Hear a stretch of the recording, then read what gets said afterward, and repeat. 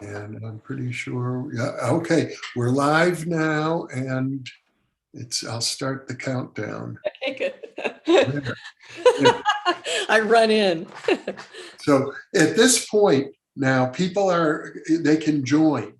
And we've probably already got about 20 people who popped in immediately. And over the next 10 minutes, more and more. And they can hear us. Okay. Not only can they hear us, they can actually see in a tiny little window, just like you see, I think in a tiny little window on the screen. And so they'll know, this is the unofficial portion. But everything appears to be working just as it should. Wonderful. The actual live stream is like about 20 seconds behind what you are seeing on your screen. Okay. And yeah. Okay, and so two of the moderators have shown up. Emmy Vadnais, who is a guest host now on New Thinking Aloud. Oh, good. Yes, I've seen her, Emmy. Great. Laura Newbert is with her, and Elizabeth Lord. So we have three moderators at the moment. Emmy, Elizabeth, and Laura. Of course, I need a pen. Where's my pen?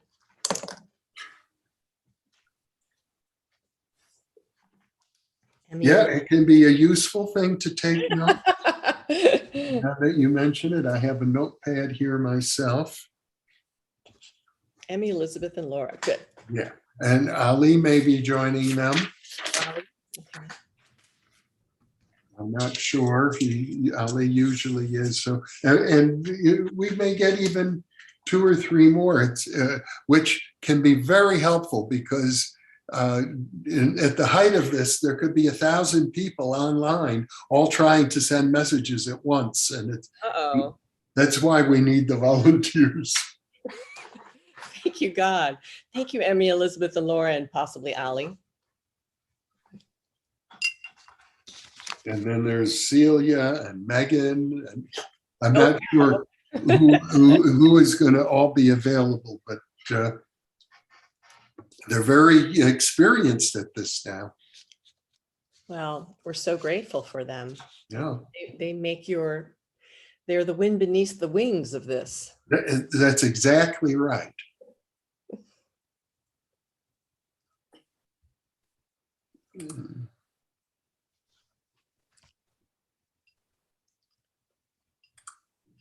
Okay. Yeah, they're very experienced at this kind of. Well, we're so grateful for them. Yeah. They make they're the wind beneath the wings of this. That's exactly right. Okay, I had to close that window down. I was like, who is that woman who's jumped in already? She's bossy. It's you. Yeah. So I can see that there are already 70 people, and we still have a ways to go. So people are jumping on, and I'm going to try and ignore that so I can focus on the actual video. But you, in your Zoom window, can see the countdown clock, and sure. Yeah, so that's what they're seeing now. It is a very interesting situation. It goes right from Zoom into YouTube. Well, it's fascinating that this can all happen, and you're really good at this, and what an opportunity for all of us. Yeah.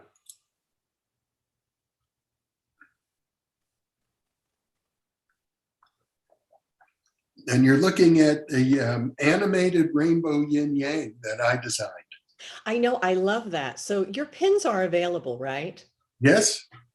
I believe that you brought pins to the Applied Precognition program the first time. Have I given you any pins yet? I'll send some to you. Well, I would love them, but I also wanted to remind you that I think that you brought them to APP in Vegas when we were in Vegas in Uh-huh. 2017. Was it 17 or 16? Well, yeah, and you got some then? Well, I got one, but I Okay. think I need more. Well, if you come to Albuquerque in a I couple know. weeks, Okay. then for sure you go home with pins. That would be great. How's the weather these days in the spring for Albuquerque? Well, it's been lovely. Good. Albuquerque has just about the most perfect weather. Mm, Well, where you are in Southern California is pretty nice too. If you're not having fires. right. It's green here. It's the, Mhm. the most wonderful time of year because it's all so green. Yeah. We get a little snow in the winter, uh, but it's been very pleasant. I think today it'll probably get up into the 70s. I got a note from Marty Rosenblatt. I hope he's joining us. Oh, that would be nice. Marty, are you joining us? Are you there yet?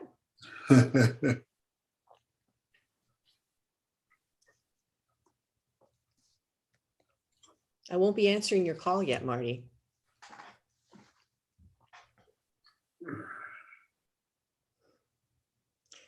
Yes, well, we're excited that that we are doing the applied precognition in the first part of May. So even though it's not going to be in Vegas, it's going to be by Zoom. So that's It'll be online, so right. it'll still happen. Yes. And I think that your talk is the day before mine. So I hope you hang out. I would be more inclined to hang out at the live event than on Zoom. I know. Yeah. I know But that's the one thing about it, we'll miss being with all the people, but that's okay. yeah, the thing is, I'll be here, and there's always like a load of videos to edit and video interviews to prepare for, and so on. I see that Celia has now joined the moderators. So we've got 4 of them, it looks like. I have to take this call. Hold on just a second. Oh, all right. That's fine. You got 2 minutes. Right. Yes, sir. This is strange. I'm not used to this Zoom. Is this all I do? I can't get my picture up or anything. But do you know I'm there? Well, yeah. Well, actually, why don't you go to New Thinking Aloud on YouTube? Is that correct, Jeffrey? Yeah, newthinkingaloud.com, and it should show up. Well, the live stream is going live in 1 minute and 44 seconds. So yeah, actually, I'm on right now. This is the pre-show, so everybody knows that I'm talking to you right now, Marty. No, you would have to send a note through the chat. That's how we're doing it. So this is a different kind of Zoom. Yes. Okay. Okay, see you soon. But I'm hooked up now. You can see that I'm there. Well, no, we can't because it's not live for us yet. But we're going to be together in a minute. I signed in. Okay. Right. Okay, thanks, Marty. Okay, bye. Okay, bye-bye. He's coming in. Oh, how nice. Yeah. Okay, well, less than a minute. I will stop the screen share and we'll begin.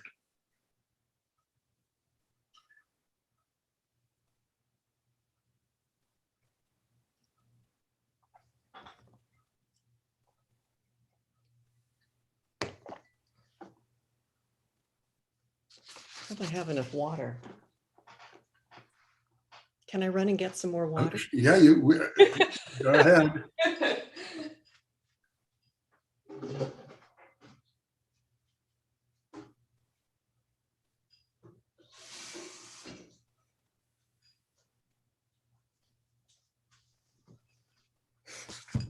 Yay.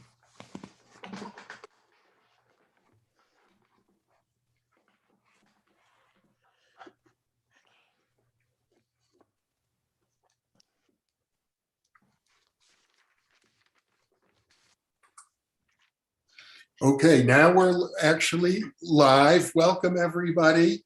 I'm Jeffrey Mishlove. I'm here with Marla Frees, the author of American Psychic, and we'll be participating with you on this live stream event for the next 90 minutes. Marla has written an essay. We've provided a link to her essay for the Bigelow Institute competition. It's a very good essay, even if it didn't receive any of the awards. I'm very happy. We've done an interview already about it, and a prior interview as well about your book, American Psychic. So I thought to begin with, it would be interesting, Marla, for you to share with our viewers the story of how, through a traumatic event, your ability to communicate with the deceased was awakened. Well, thank you. And it's so great to be with all of you here today. So thanks for joining. Because I didn't believe in talking to the dead, and actually I was pretty snarky about the whole idea, I really wasn't prepared when this began to happen to me.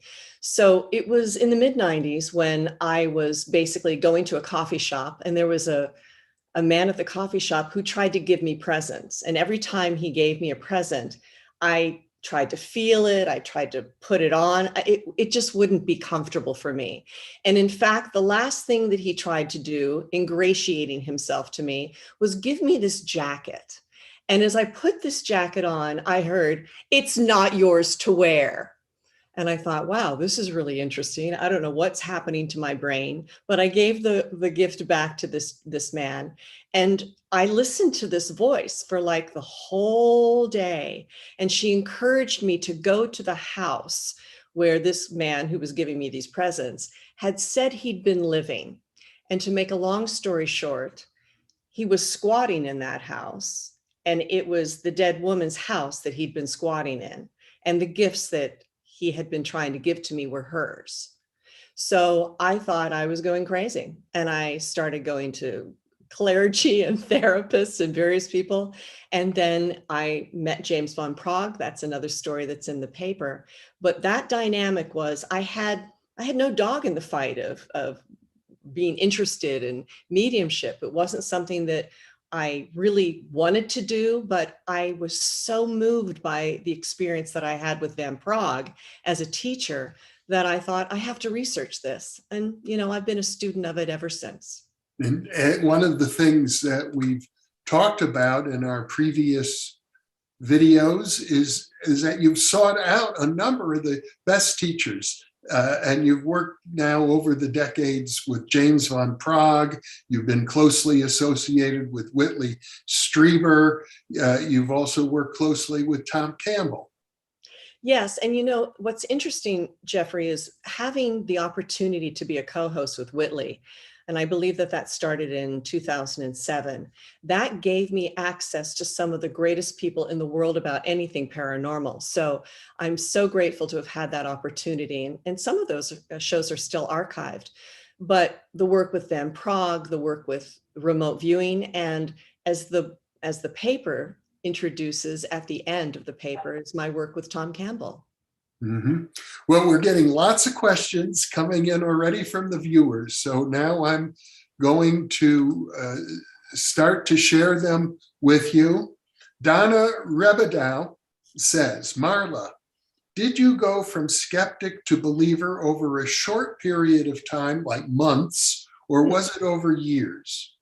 Hi, Donna. Thanks so much. And by the way, Donna has a great podcast out there. Donna, you know, it was one of those things where when I met the man who ended up stalking me because I went public with the fact that he was a grifter, that was in the spring. And by the fall, I had basically met James Van Praagh the next year. So it was within a year's time where I went from hearing that woman giving me that information about that con artist and to actually meeting Van Praagh. And then he put me in a class. And I believe that was a year and a half before I went into his class. So it was that kind of a time frame. Thanks for asking the question. And Elizabeth Lord, who is one of our moderators, asks, if you were to teach a Psy talented young person about mediumship, how would you go about it? Well, that's a great question. And actually, I think I heard that question before you even wrote it this morning, because I thought to myself, okay, what's really the most important thing here about exploring consciousness and exploring mediumship? And I think it's intention. And I was just telling Jeffrey this. It's Elizabeth, right? It's the Elizabeth. Yeah, I was just telling Jeffrey this morning, it was as though I didn't have enough dead people in my own life. So I didn't have a lot of family that I was close to. And maybe that's one of the reasons that I was able to be so curious about it. Because as soon as I started doing this, Elizabeth, it really became about the love. I got to feel the love that the deceased had for their loved ones. And that was quite powerful. And that's basically the title of my book, Love by Any Other Name, of the paper, because that is the essence of why I think that this work is so important and why we continue to explore it, because it really is all about the love. Here's a question from Douglas Aslan, who wants to know, since we mentioned Tom Campbell, which Tom Campbell are you talking about? Tom Campbell, the physicist, Tom Campbell, the author, Tom Campbell, the consciousness expert, Tom Campbell, the man that developed the binaural beat system at the Monroe Institute with Dennis Menerich and Bob Monroe back in the 70s. Oh, and back to Elizabeth. Elizabeth, I forgot to say, so that whole point about teaching is all about intention, and it's all about wanting to express love, connect to the love. Okay, that's pretty clear. And Mr. Mex Biker says, aren't the dead just that way temporarily? They reincarnate, right? So you communicate with them in between lives. I think you're absolutely right. However long that time is. And that's kind of interesting because we can look at communicating with the deceased as people would say that they might be in the Akashic records, they might be hanging out in a space, but the dynamic is the ability that we can do this is the most remarkable point. It's as though this consciousness system, this universal consciousness or larger consciousness system, or what most people would call God, basically allows us to do this, facilitates this in the most unique way. So someone asked me once, what's the furthest you've gone back? And it was about 10 years ago that I was working with a client, and she was doing a book on someone that she didn't bother telling me about until I went back and said to her, I think I've got Catherine the Great here. Are you interested in that? And that's actually what the book was about. So I was able to get some information from Catherine the Great for her book. Well, I think there's no limit in terms of psychic awareness can go anywhere in time and space. But when it comes to reincarnation, I'm inclined to think that you don't have to reincarnate. I don't think it's a hard and fast rule that everybody is automatically going to reincarnate. Okay, I don't disagree with that, but I also understand that the idea of moving forward is one of the reasons that we are who we are. And we're kind of like, well, okay, it's over this time. Let's see what's next. But I'm like, choose wisely. Yeah. Choose wisely. Start to intuit now what you're really interested in coming back and doing. And Dogus Aslan is double checking about Tom Campbell. He wants to know, is this the guy who wrote the book, My Big Toe? Yes, you're absolutely right. It's the guy that wrote My Big Toe. He looks like a skinny Santa Claus. Yes, that's who he is. And that's the trilogy between science and metaphysics and physics. It's quite extraordinary. It's about this thick, but I certainly suggest that you get into that book, but also go to MBT events and look up and see what he's been doing, because he's the one that made me understand that there was a whole science of all of this. So thanks. Talk a little bit about what kind of relationship you've had with him. Well, the first time I saw Tom, it was he was standing behind a podium, and he was talking at a conference in Costa Mesa, and he was just buttoned up and really clean and very smart. And my brain started to go because I'm not a science person. I wasn't any. I didn't do that well in chemistry. But the point was, I found his presence and his heart and the way that he spoke about 0.004 on an ego scale. And I really was interested in that. So I started to explore how he'd been working with Bob Monroe, because many of us are familiar with the Monroe Institute. And so I started doing my research on that. I had him on Dreamland, on unknowncountry.com's Dreamland. I interviewed him for that. And I really wanted to find out, well, tell me what the science is of this. And he has a model that many of you are familiar with, and it's along the lines of basically a frequency like the matrix, right? Yeah. He, as I understand it, he uses the idea of a simulation, a computer simulation, as a metaphor for what our reality is. Not an exact description, but that the world we live in is as if it were a computer simulation. A virtual reality, yes. Yeah. So here's a question from Cindy Utley. She says her father passed in February of 2017, I think she means. Or maybe she meant last February 17th. Okay. I'm not sure. Does he realize now that he's on the other side? How different his life could have been if he had let his family in and been less closed off emotionally. Yeah. Oh, Cindy. Yes. Okay. So this is my experience of this.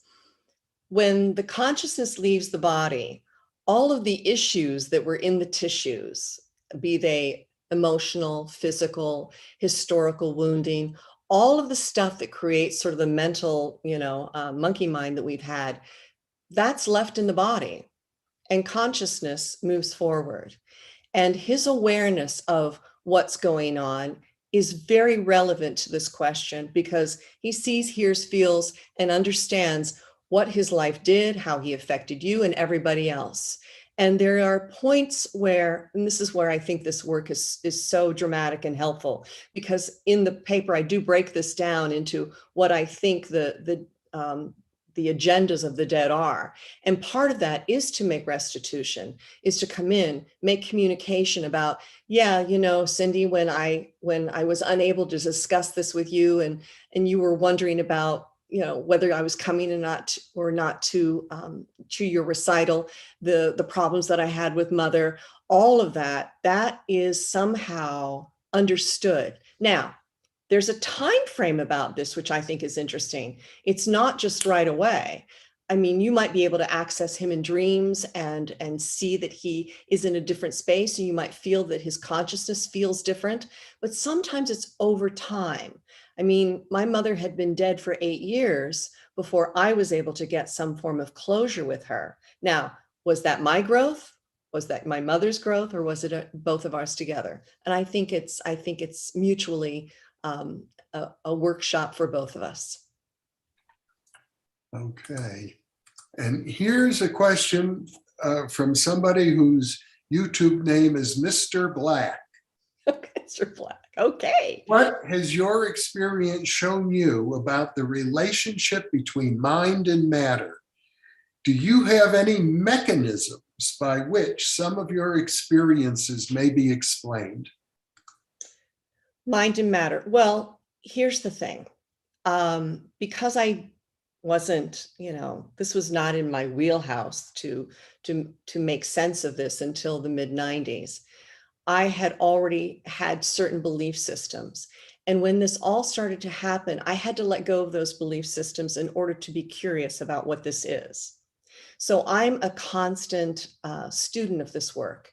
So mind affecting matter, choice, it's all about choices, the intention.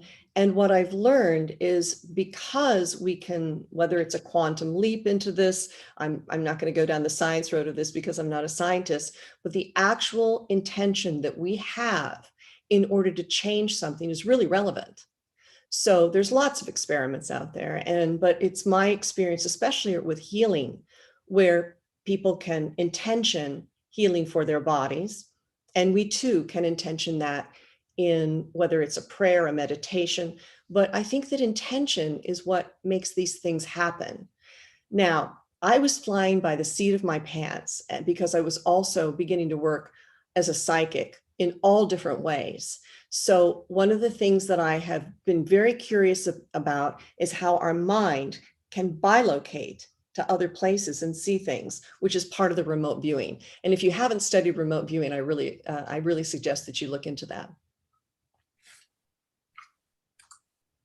Okay, yeah, I think we're going to have a few other questions that are going to be along similar lines as we move forward. But for a change of pace, Kate Garcia says, do you have any advice for someone just starting an intuitive readings business? Well, my suggestion is that you really do this work with the intention of helping others. And I think that we all have to come to that decision at our own time. But I believe that it's really about opening oneself up to offering information for someone's highest good, not your highest good, but who you're working with. I think that that's one of the most important things. And Bonnie Paterino asks, Bonnie. Hi, Bonnie. can you speak about the generational healing that comes out of your intuitive information messages that come from relatives who have passed? Well, that touches my soul in so many different ways. Bonnie is actually one of my best friends. We grew up across the street from each other in Bedford, Pennsylvania, and she's been on this journey too.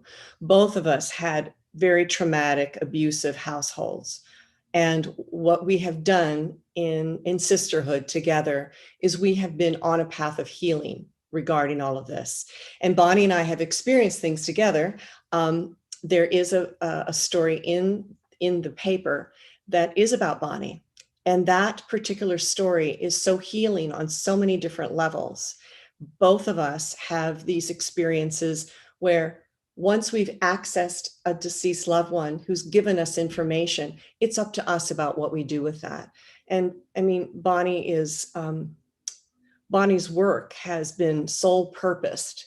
She maps hands, she gives information about all of that, but her work has been an ongoing healing, day-to-day healing. And we both are just amazed that we were put across the street from each other, quite frankly.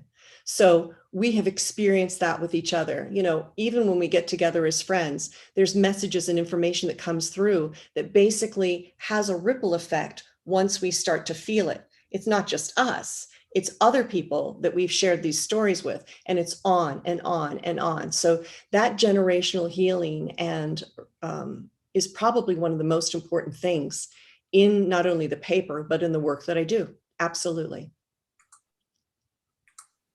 Here's a question from T.L. Stock, who says, sometimes I think I feel the supernatural presence of my father or my cousin, both of whom have passed.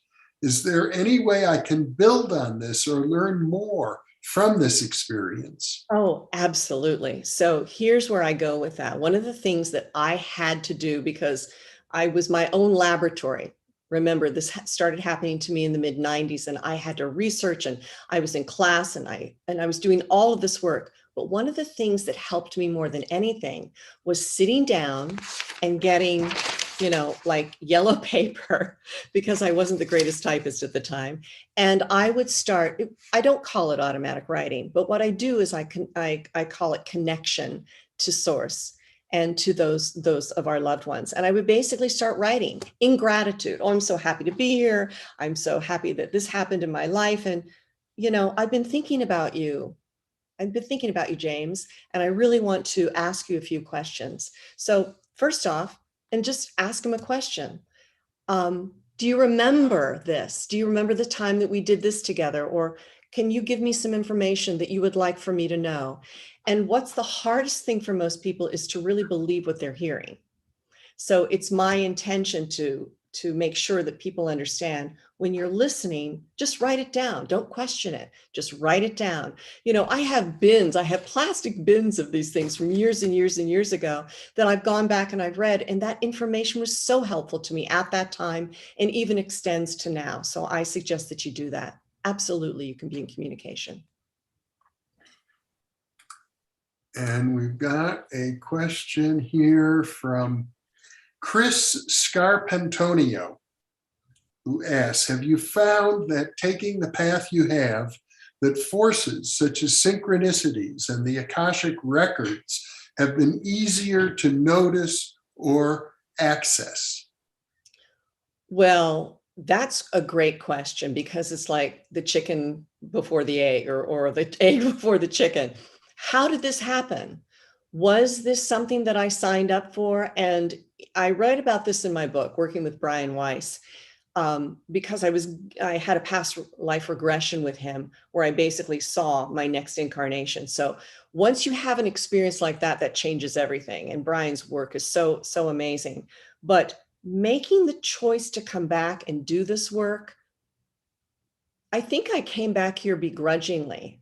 I think that all of us who come back at certain times are here for specific reasons to push something forward within ourselves, and possibly, if we can, within our community or the world. But it's really one of those dynamics where once it happened and it changed my life, I said, this is the most remarkable thing.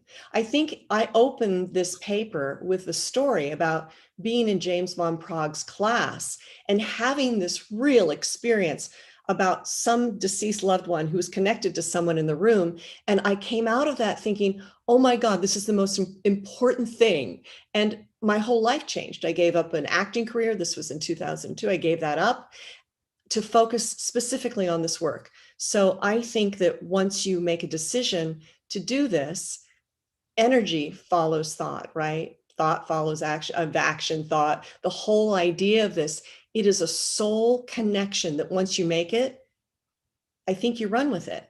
You got to run with it. Incidentally, Chris Scarpantonio is asking about the painting behind me. And so I'm making it a little more visible. That's an image of Bodhidharma, who was one of the founders of the Zen Buddhist tradition and the Shaolin Monastery in China. He's crossing the Yangtze River, standing on a reed in that painting. John Alexander, who has been a guest on New Thinking Aloud. Hi, John. Has a question. He says, if time and space are infinite, why are we talking about reincarnation in a linear fashion, life after life? I don't know, John. Maybe it's because it's fun. I don't think I've seen John in person since the last MUFON conference that I was with Joe McMoneagle and his wife Scooter. But it's always a pleasure to see John. Yeah. I don't know, John Alexander. Hey, have you done any past life regression work? I think that might be really exciting for you. And start to intuit where you're going to go this next time. He probably like that answer. Well, that's the answer he gets. Andrei Slavosh Krasowski asks, do you think that there is a chance of introducing a method of contacting with the deceased that could be analogous to what Russell Targ was doing with remote viewing? Oh, absolutely. Why not? Absolutely. So get on that and get back to us. Okay.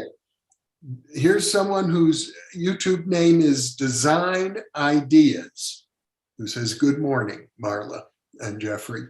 Right. My sister passed last year in June at 61 in Macungie, Pennsylvania. Do those who pass see our lives for real rather than their perception of us in their written will?" What? Wait, what? I Read can that. try and repeat it. It's a Okay, I'm going to blow my nose while you do that. Okay. Go ahead. His sister passed in June at the age of 61 Okay. in Macungie, Pennsylvania. And he says, do they see our lives for real rather than their perception of us that they maybe had put in their written will? It sounds like what he's Design Ideas is saying is that a certain idea was expressed in the written will based on a perception that wasn't necessarily the whole truth. Yes, I got that. Yeah. You know, I've had conversations with people about this before. And once, I don't know if you remember what I just said about consciousness leaving the body and all those issues are in the tissues. They can see how they set up certain situations because of their agendas. They can see that. They can also see that some of those choices aren't necessarily the best choices for the people that are left behind. But that's our job to work through. And, you know, there is grief when they behave certain ways, when loved ones behave certain ways that is harmful to others. It really is quite an experience for them. So they could have written a will and they could see that, you know, you and your brothers and your sisters are acting out, most definitely, but that's your stuff to work out. You know, their love or their legacy is really about hoping that you take the best parts of them. And if there's trauma or there's abuse or there's suffering, then we have to take that and do something about it. And actually, here's the interesting part about that. There's a story in the book about Paul, who is a minister, and his wife who had killed him, or in the book and in the paper, but she killed herself. And when I was working with this minister about this, he had no idea that she could possibly grow on the other side from watching his struggle. And that's basically what she had done. She knew what was going on in the family, but she was growing in consciousness too, just as we are. That's that interpersonal, intergenerational trauma healing that Bonnie so lovingly talked about, and what I continue to do in this work. And the next question from Hannah C. is directly related. She asks, how does one discern between psychic and paranormal experiences and processing and healing one's trauma? Do these overlap? Can one experience both as a result of hypersensitivity? Hannah, you're speaking my language. See this? This is what my brain feels like when all of that is happening. And it's kind of like a thin sliced moment. First off, I want to say that my hypersensitivity, which I speak about in the paper, I really do believe that it opened the door for me to be curious about this. It also is, you know, our bodies are like Geiger counters. So we're walking around feeling stuff, right? I remember Lyn Buchanan talking in his book, The Seventh Sense. He talked about ambiance, being able to walk in and feel the room. And that's part of what, you know, people that are psychic, that talk to Quantico people, experience with law enforcement. We can feel things. There's this dynamic of our bodies actually being part of this. So our bodies, having experienced trauma, are consistently feeling things. And that's boundaries that we need. You know, the whole conversation of empaths is really about that. When you're empathic, you are walking around feeling like a Geiger counter for all this information. It is crucial to get boundaries in order for you to be able to focus. So you're not always feeling the trauma of anything. You know, Eckhart totally talks about that in A New Earth, you know, connecting the pain body to each other. So it really is, first off, this is a big conversation, but when I work, I see a thin slice moment. It's kind of like a slice of salami where I get to identify all the fat and all the meat products in it and everything, but there's so much emotion in all of it that it takes time to feel your way through. And yes, the psychic information if you are open and if you're really intentioning this work, it's not just about dead people. It's about accessing information for people's highest good, whether about their career, their dog, their family, their relationships. I mean, I work with lawyers and doctors and, that whole Indian chief thing. That kind of work it's all over the place. And understanding that we all have aspects of ourselves that can do this work is probably the most important thing about today. Yes, we all have talents. Some people are musicians and can play Chopin, and then other of us are still playing, I don't know, something from, our childhood. But the dynamic is some of us are moved forward to try and share this and teach this like I am. But I'm also all about making you guys understand that you can do this too.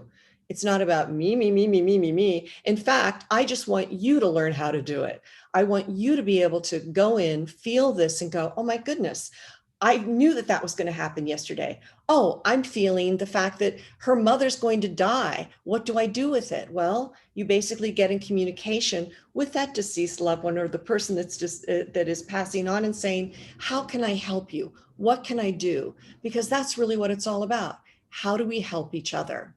So that was a big conversation, an incredible question. I hope I, pick some of things out for you that will be helpful. Thank you, Marla.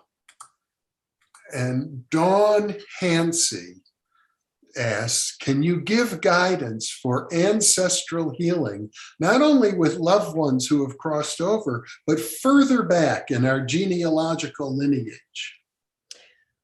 Well, that's a good question. Yeah, it's like, when did it all start? When did it happen?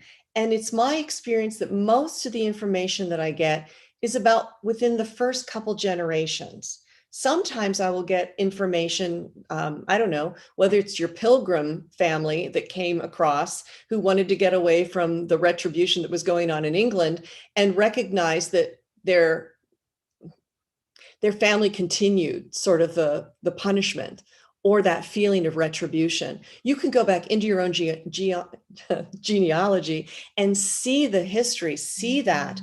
But part of it is really most important that you get to feel this about the relatives that are within your immediate family so that you look at it. And you know what? That's one of the reasons that I named my book American Psychic, because of the war, because of the dynamic and the travesty that had happened in my family because of war and the history of that. So that's a roundabout way of saying yes. And it's, we can do that. But one of the things that happens when I work with people is giving someone that information, and it's up to you to do the research of it. But we just open the door and start the healing. Now, do you do healing work yourself, Marla? You know what, Jeffrey? I don't consider me healing. I consider the experience of being with groups of people and hearing information as it touching our souls. I mean, I am moved every time I work by something that happens that teaches me something. So I don't consider myself a healer. I think that all of us are in this process together. So we're helping heal each other. I mean, there are particular exercises for healing, like, visualizing that you're sending Yes. light and so on. Yeah, of course. Well, of course I do that. And, I've been part of Tom Campbell's MBT events for the last 10, 11 years, and we do a global healing every month. And we have had dramatic experiences with that, where we put people's names, first name and last initial in the chat box. And that's the address for, as Tom calls it, the LCS. Most of us call it God, but that dynamic that's the address for that healing. And it's been remarkable. LCS meaning living consciousness system. Yes, larger consciousness system. Larger consciousness system. Here's a question from R.E., who asks, how do I contact my spirit guide? Okay, so it's my experience that we have a lot of helpers along the way. And we all start someplace. So remember when I was talking about that yellow pad and writing things down? And basically, hi, I'm really interested in knowing if there's a guide out there that wants to give me a name. What's your name? Oh, and you hear the name Skippy. Really? Okay. So I'm going to call you Skippy. And during the day, I'm going to say, hey, Skippy, what do you have for me? And you might hear some information that Skippy gives you, but it's really about consciousness. Remember what you're doing. You are asking for help. And I believe that consciousness shows up in so many different forms, whether it's an ascended master, whether it's Jesus, whether it's an angel. And it's really about asking and not getting too crazy about what you hear. And you don't have to tell anybody about it. It's like, I got a special friend named Skippy. So it could be anything like that. So it's intention and asking for help. And this person is named Schenectady Nectar, who asks, can a spirit possess a body and grasp a host in a way to remove them from the body? In other words, can some spirit kick you out of your own body and take it over? Okay, well, there's a term called trans-channeling, and I go back to the movie Ghost. Remember Ghost, where Whoopi Goldberg has that spirit come into the body, and the spirit is looking through Whoopi Goldberg's eyes, talking to his live wife, and says, "Damn, Letitia, you changed your hair." And so that comes out of Whoopi Goldberg as this deceased entity comes in, and his wife says, "Oh, it's autumn sunrise. Do you like it?" So I think that that is one of the very best examples of what can happen. Now, do I like that? No. Has it happened? Yes. Do I sign up for that? Sometimes. So I don't like having anything jump into me to do anything unless I give it permission. So I've had to learn that along the way.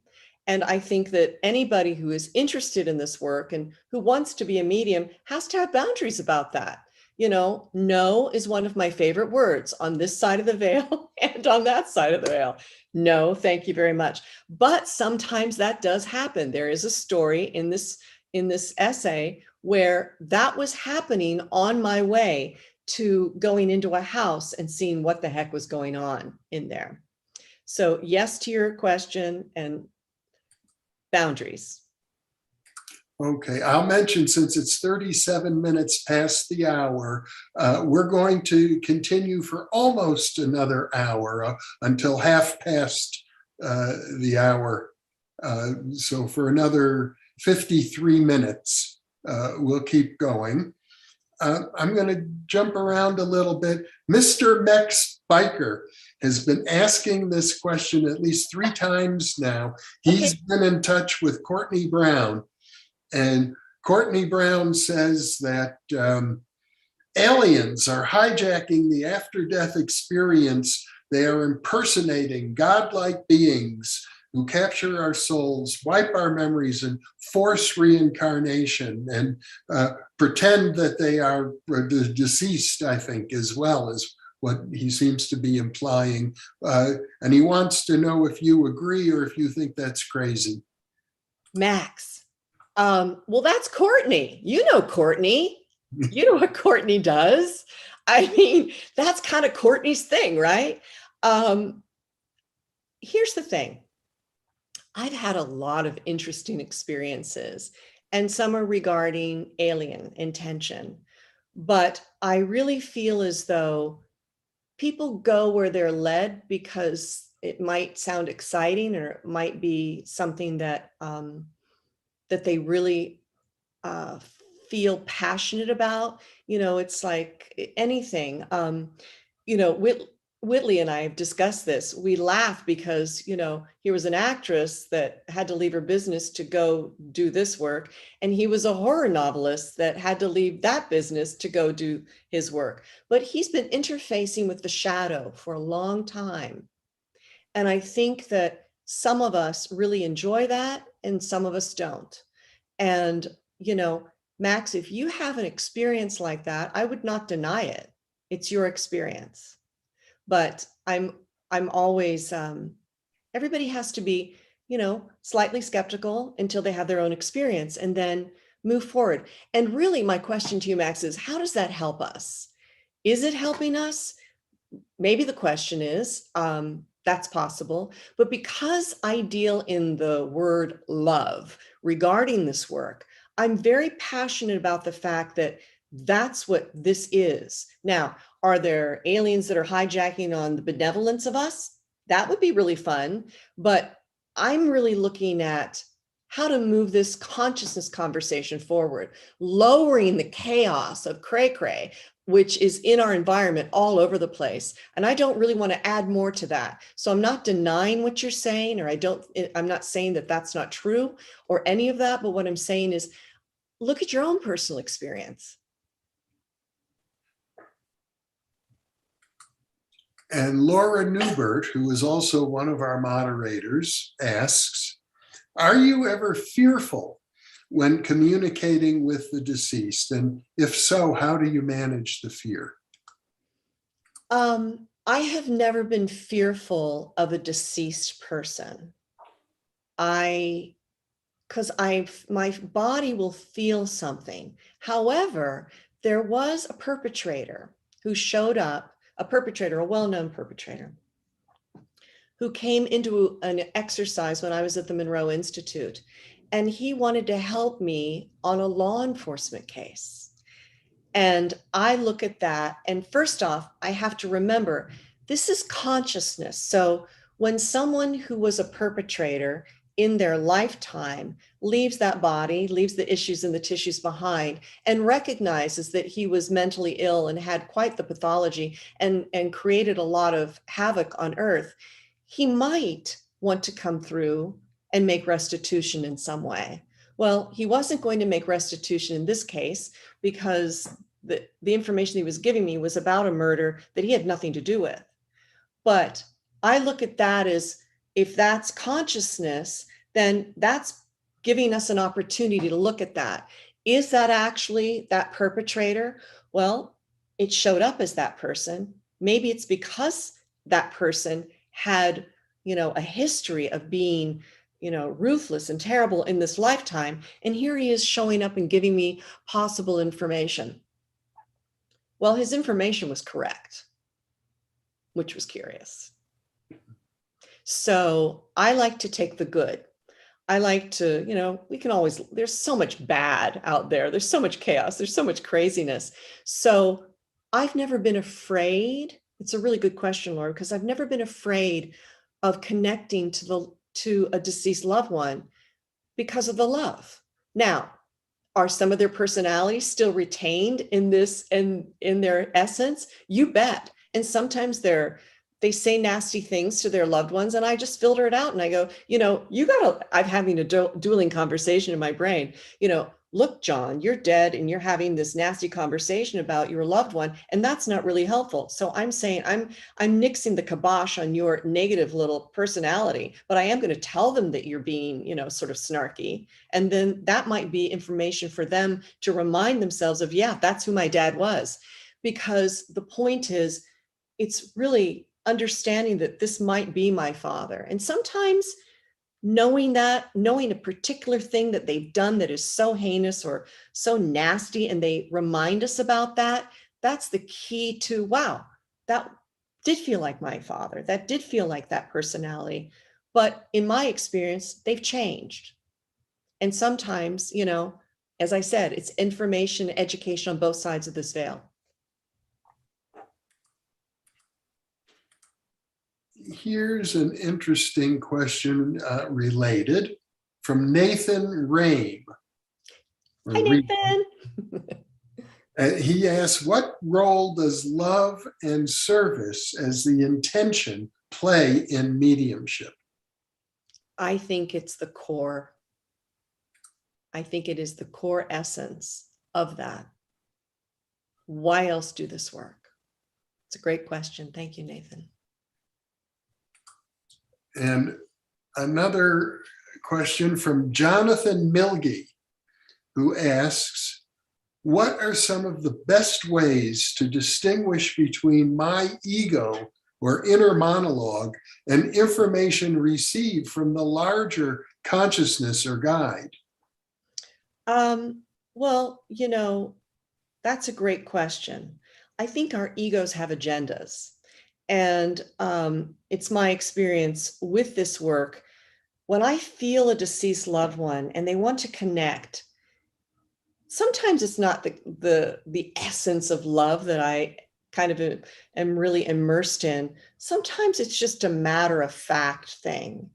And I always say, okay, is this my spin on this? No, I'm hearing him in a very neutral way. Well, it might not be that exciting, but I am going to share it in the exact way that I hear it. And sometimes I will say, because I love horses and your dead father is basically talking about one of the horses that he wasn't so kind to, I got to tell you, it's kind of pissing me off that your father's talking about this, but I'm very aware of being able to navigate that. So I check myself. It's really about the internal dialogue. You should start practicing this about all your conversations. It's kind of like how I talk about this in the paper. I had the choice to either continue to be snarky about people talking to the dead, or allow what was happening to me to be what it was and get curious about it. So once you start being curious about what's happening, ego starts to take a back seat. Does that make sense? Yeah. Okay, good. You're nodding, Jeffrey. Yeah. I'm nodding too. Yeah. So, but I think that the ego, you talk about the ego, Jeffrey. Give me a break to breathe for a second. Talk about that. Actually, here is a different question. We'll shift gears. Okay, great. This is from somebody whose YouTube name is Goodwill. And he asks, is there anything we can do ahead of a loved one's passing at any stage to make their afterlife easier? Oh, that's a really great question. And I have a book on my shelf. Hold on just a second. All right.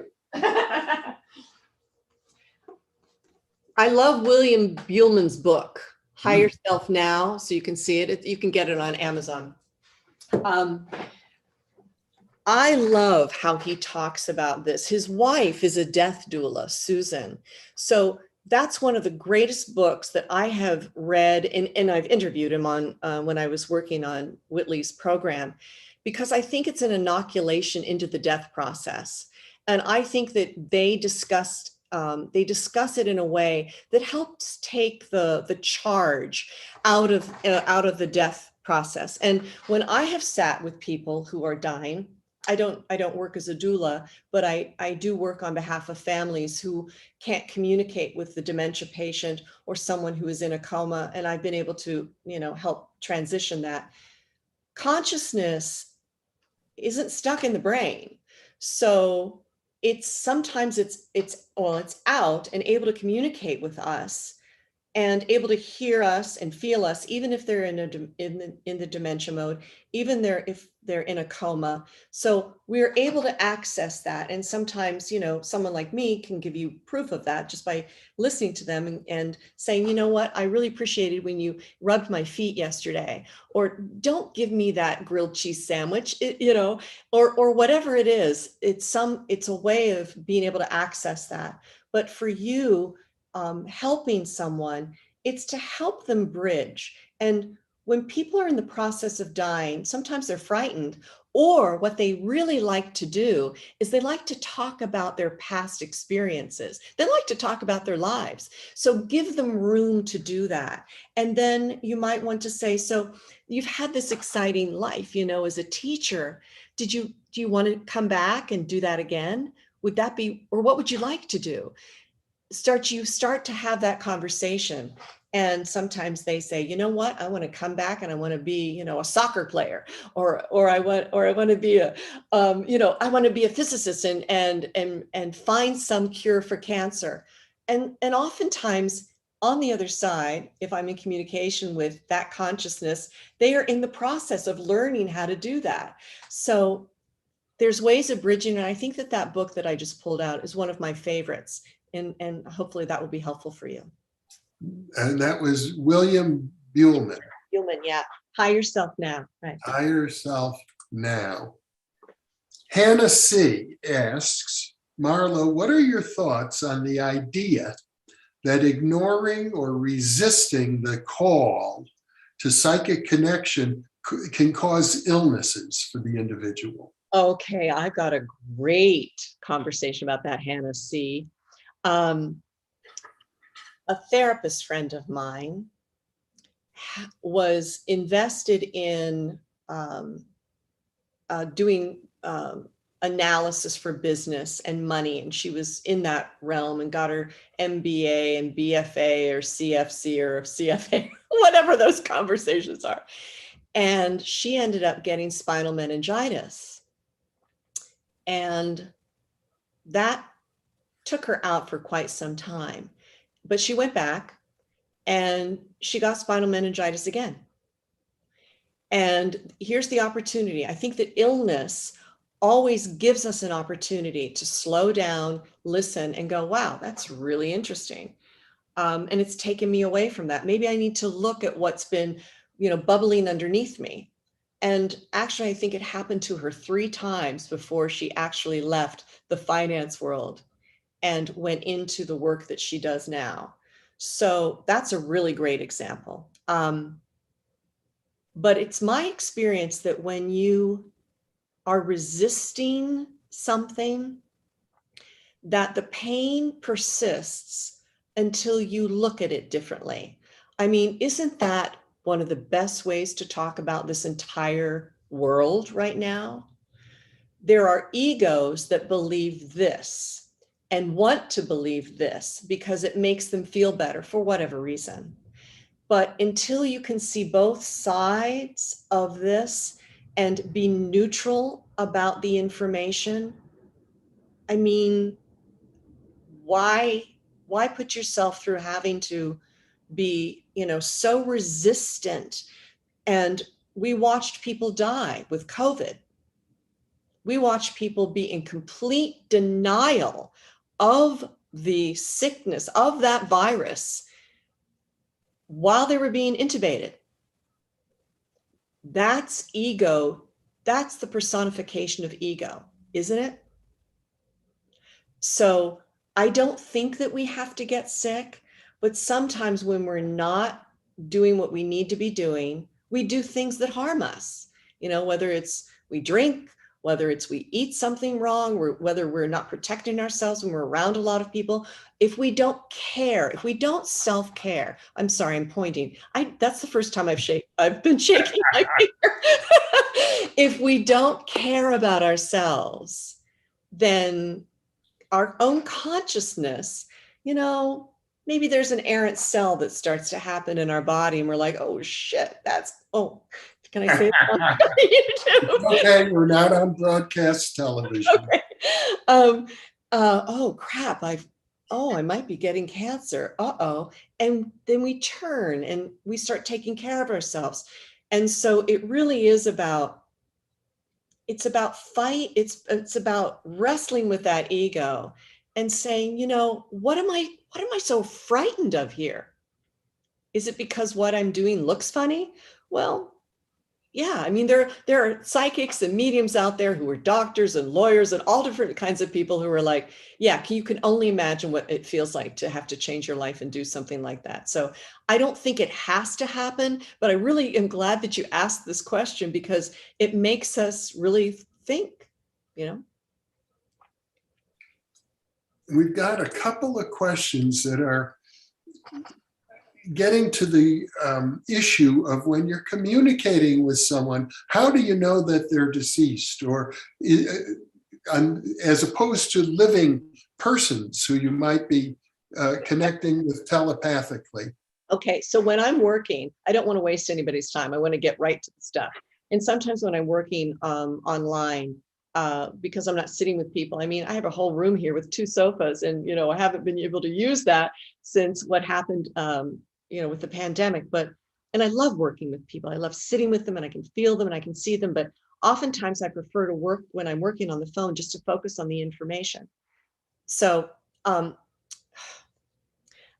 guess.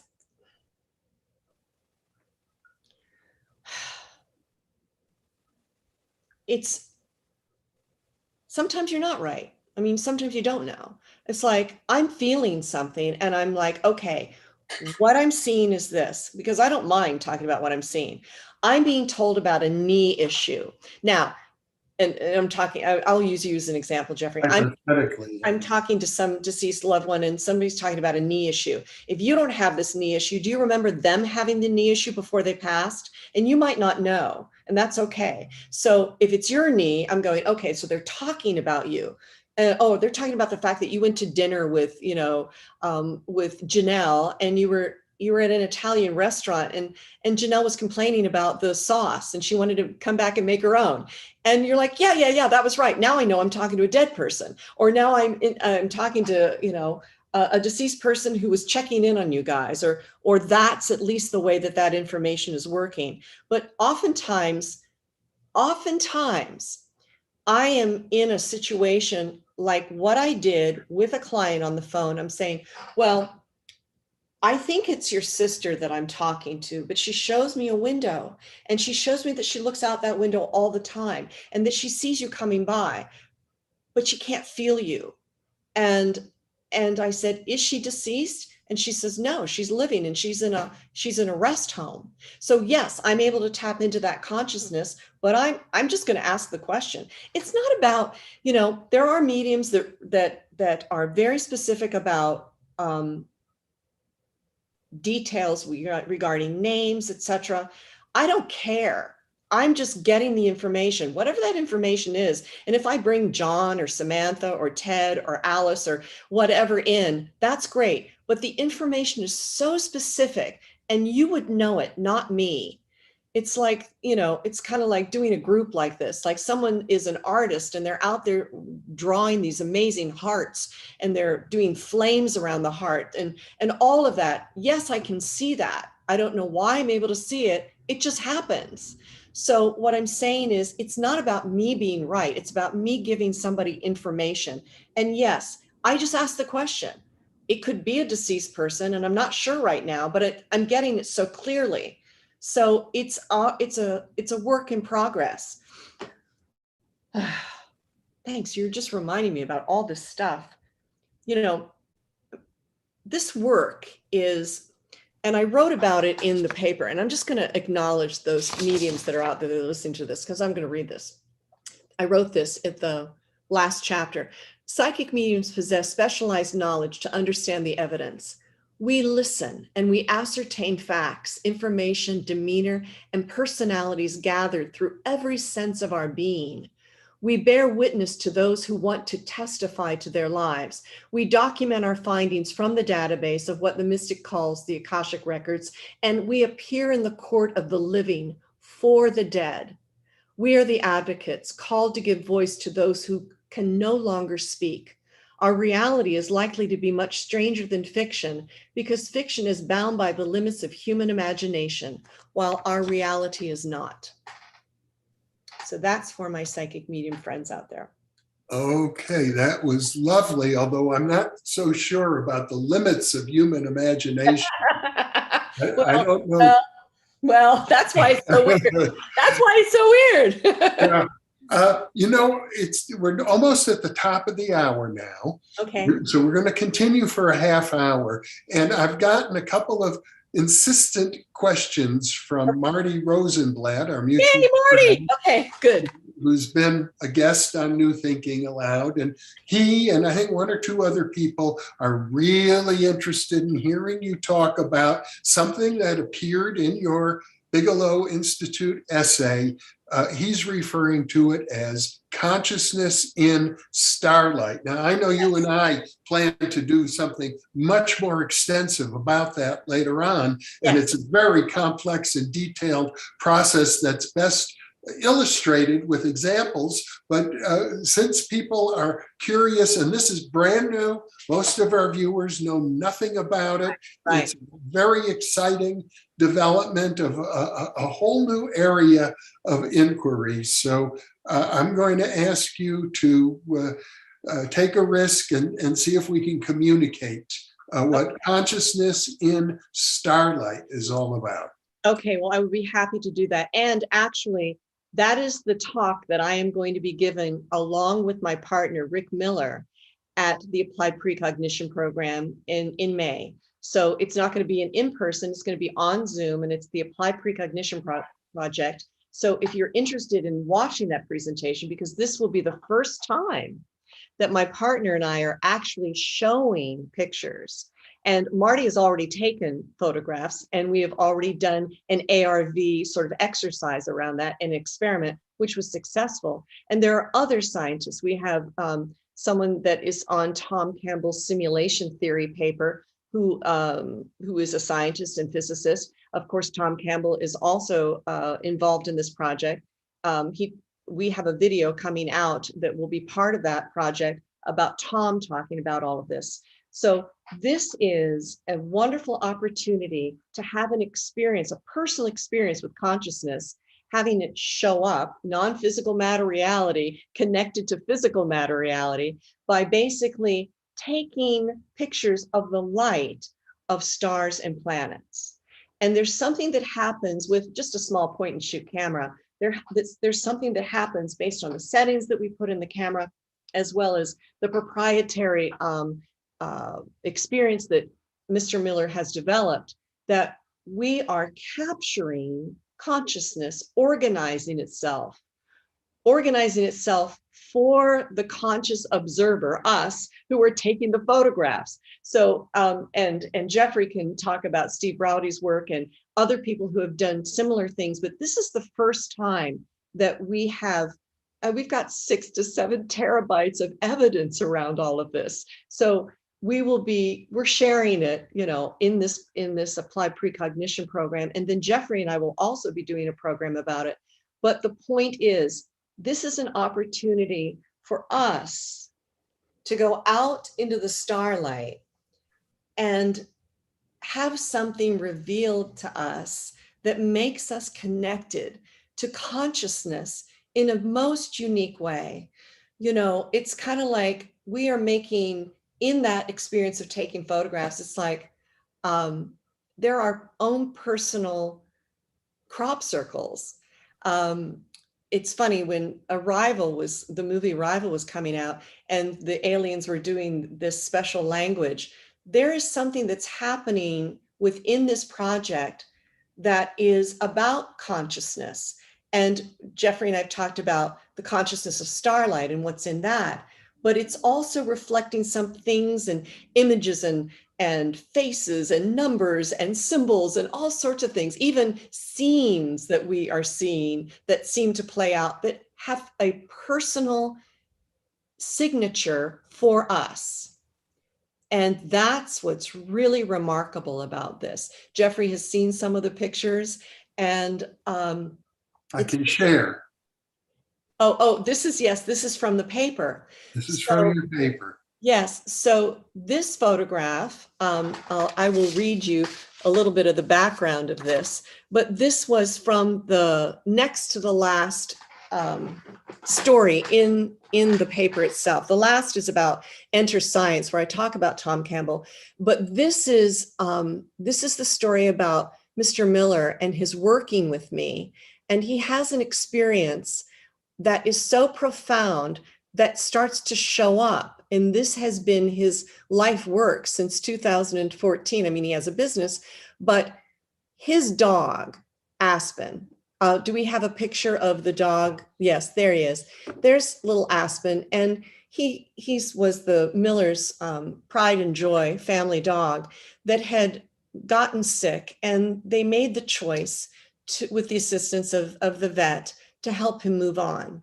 And the next day, as is written here, Rick woke up very early and Sirius was up in the sky and was clear. So he went out and took a picture of the light that was coming off of Sirius. And in the photo, oh, the one that Jeffrey's showing us right now, the smaller one, the first one that Jeffrey had up, that one is actually how the photo comes through on the camera. And then what we have to do is we have to enlarge it. And what Mr. Miller does is just adds just a little bit of light. But what seems to be here is a white dog, or something that looks like a white dog. So as I say here, it's been my exploration of consciousness to look at this as, wow, here Rick is capturing consciousness, organizing itself for Rick in some way. And it is basically, are we connecting to a deceased loved one? And this has happened numerous times. So we have lots of evidence about deceased things, but we also have a lot of evidence about other things too. But that dynamic is really a wonderful opportunity to see that this is another channel, another opening for consciousness to show itself. So we will be discussing that. And Marty did an incredible little exercise with ARV, with part of the associate remote viewing. And we are going to share that in the Applied Precognition Programs project. Jeffrey will be talking the day before, and my talk is the next day after that. So it's very exciting. Can't wait to share it. I certainly encourage our viewers to check out the Applied Precognition Project. appliedprecog.org, I believe, is their website. If you're interested in going into more depth on the practical applications of remote viewing. I think it's also worth mentioning, since I did have a lovely conversation with you and your partner, Rick Miller, doing this work, that an aspect of it is Rick's belief, and I'm certainly willing to subscribe to it myself, that stars are conscious entities. So by focusing on a star, you're linking with another non-human consciousness out there, and that may have something to do with the results that you're getting, as you point out, terabytes of information. Yes, stars and planets. We've done Jupiter. There's some things from Mars. It really is about being able to get the right setting for the light, and we can't wait to share it with the world. Very good. And now I'm going to return to some of the regular questions. John Alexander asks again. Hi, John. If communication is possible with those in comatose states, especially long terms, what are the ethical implications of euthanasia or termination of life support? Good question. And we just talked about, a beloved family member getting the assistance of a veterinarian to get them out of pain. So, well, we've died many, many, many times. And it is a conversation that is, it's personal about how we die. If we have the opportunity to choose to die a certain way, that's why we have do not resuscitate. That's why we have those forms. I think that is an ethical conversation for each individual. I don't think it is a broad spectrum. People talk about the death penalty and things like that. I don't what deters bad behavior? Well, starting at the beginning and helping to heal the trauma that someone has in their life, giving them different choices, giving them opportunities to grow, to heal. I've been working with Campbell for the last 10 years, and his conversation is all about lowering entropy. And it might sound simple, and it might sound, very less complicated, but it's not my call on the ethics of that, but it is my job to help facilitate in the best way I can, whether it's a family that is in trouble because they've been grieving so much, whether it's law enforcement that needs certain clues, whether it is listening to a deceased loved one who wants to give specific information that is health oriented to help people, or just the big broad picture, which is in the last story of this. I am Tom Campbell has been teaching left brain people to do what I do, and I decided to go to England to find out what that immersive program was. And I don't need to be right. I do this all the time, so I want to be educated. I want to experience. I want to learn. So I did this program with him, and one of the things that I did was I went back in my room and I wanted to talk to a deceased loved one that I'd never met. And in walks my grandmother, who I'd never known, and my grandfather, and they give me information that was just enough information for me to understand part of my mother's troubled background. So in consciousness, it's all about helping something, John. And you've been in that ET conversation for a long time. I'd like to think that any entity that is connected to us in any way or various forms in our life are trying to give us information that's helpful. I'm not going to go down the road of conspiracy theory and look at all the horrible things that are happening out there. We have enough of them in our world. So while we're here, while we have the opportunity to be in physical matter reality, and if I have the opportunity to access information that is non-physical, that is helpful, I'm going to do that.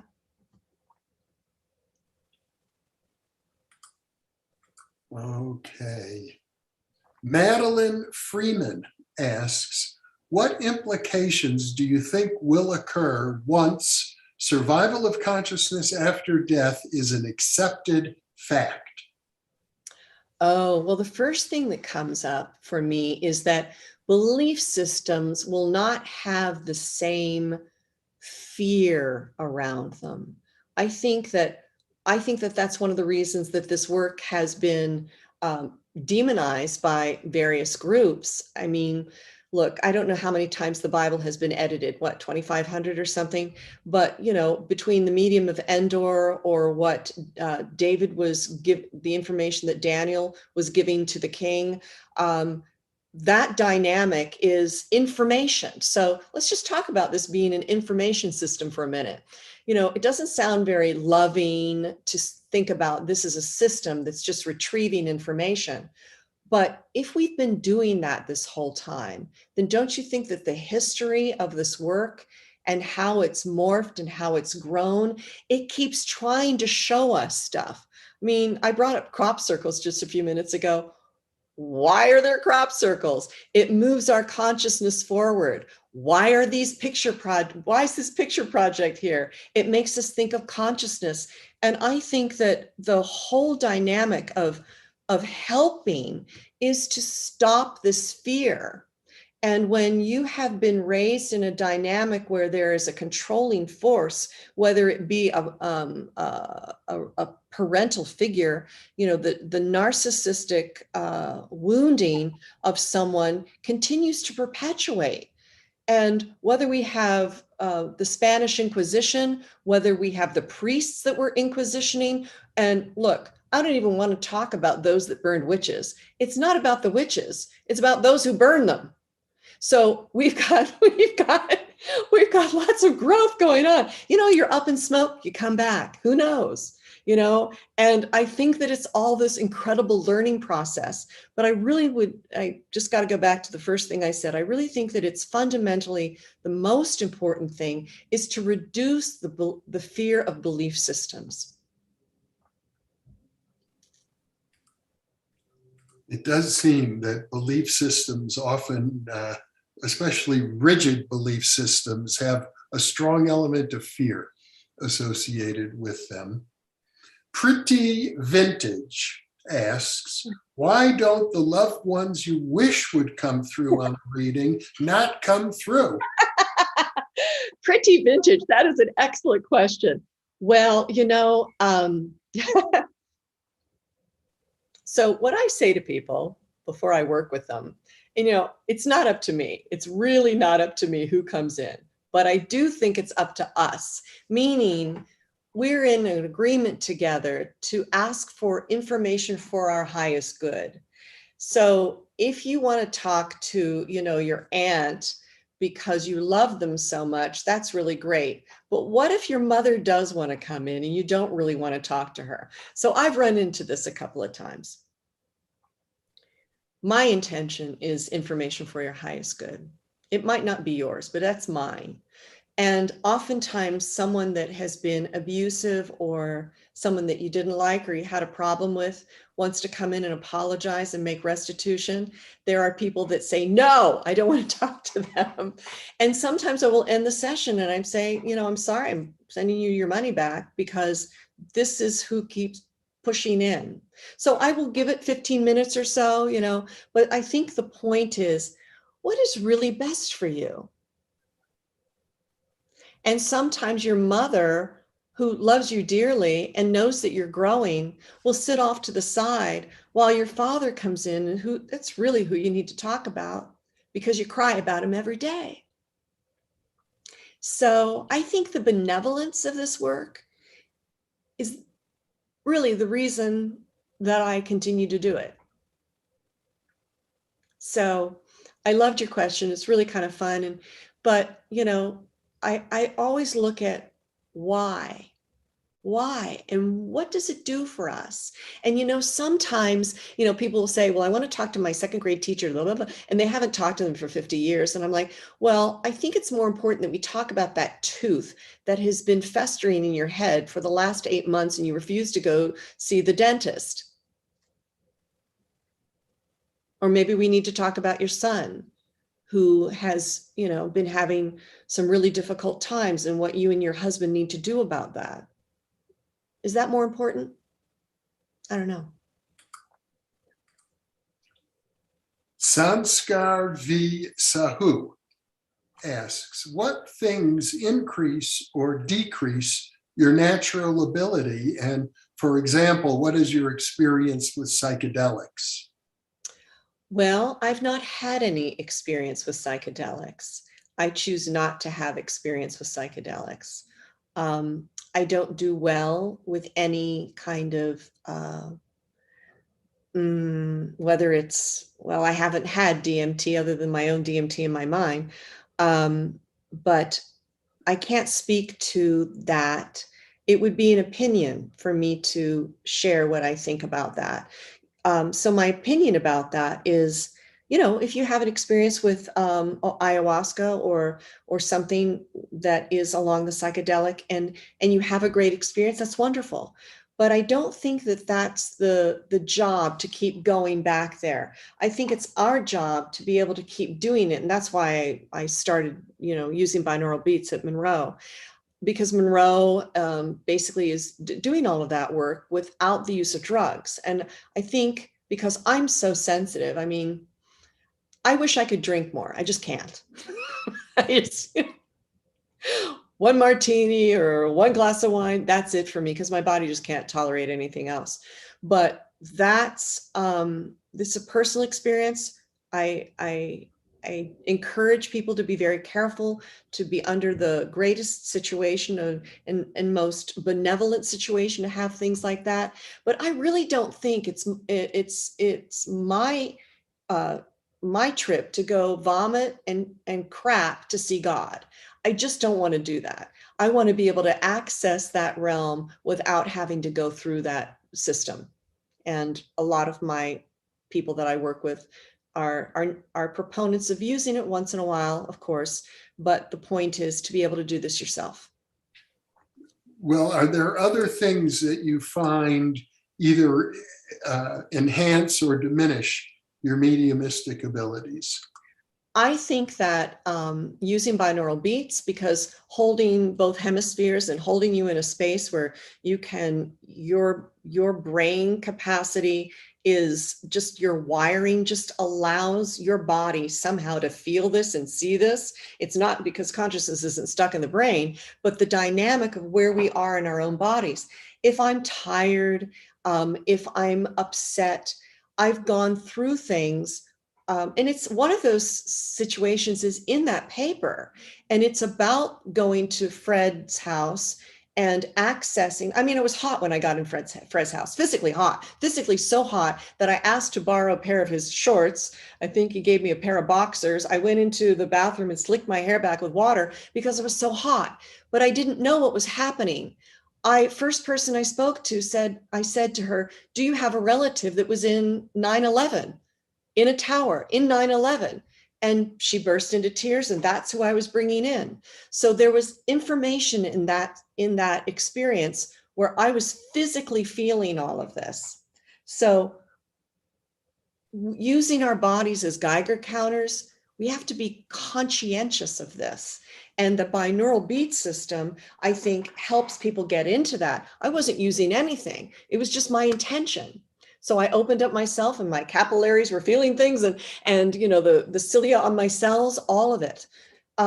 So I'm proponents of binaural beats. And I think that there's been emotional situations that I've really, really, really had to press through. And I give you that example as being hot and being upset and all of it, and working in law enforcement. Sometimes I will feel if I have to work with a family member, I will feel all of their stuff, and then I will see what's going on, and I have to mitigate that. So I want to make sure that I don't work with the family unless we have the body, know that there's a perpetrator. I will work with law enforcement, and that sometimes is difficult because, you know, the skepticism, you know, the whole thing about working and helping law enforcement is pro bono for me, because they're so skeptical, and they would only come to you if it's the last resort.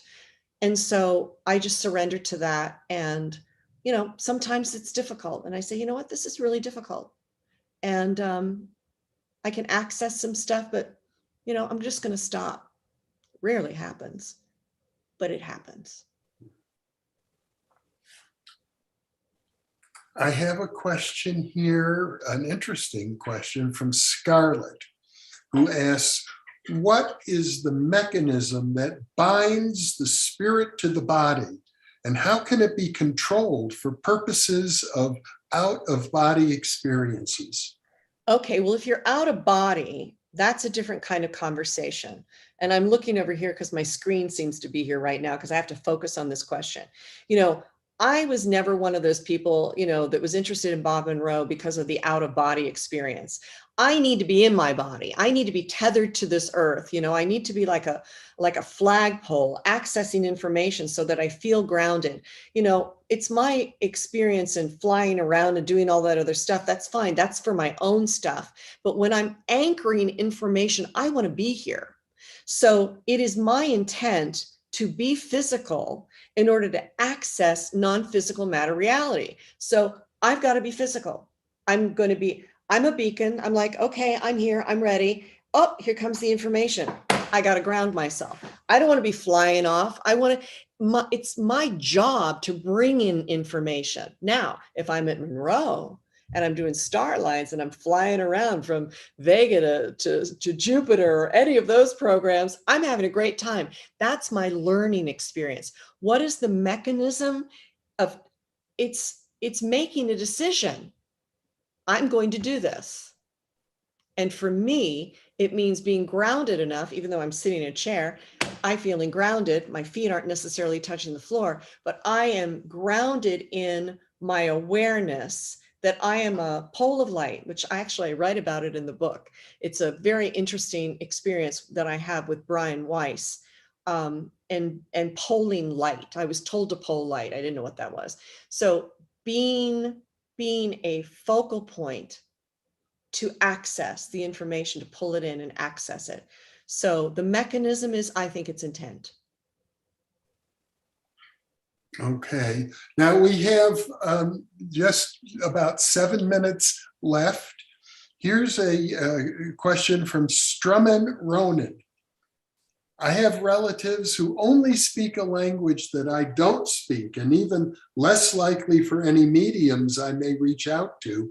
If we made contact, would language be an issue? Oh, I love that. That's a great question. Well, this is the essence of how this works. Somehow I am able to see things. This is one of this is one of my special characteristics of what happens when I work. Somehow a deceased loved one will show me and bilocate my consciousness, maybe to your living room. Let's just give you that as an example. And I'm in your living room, and I'm not hearing necessarily the language.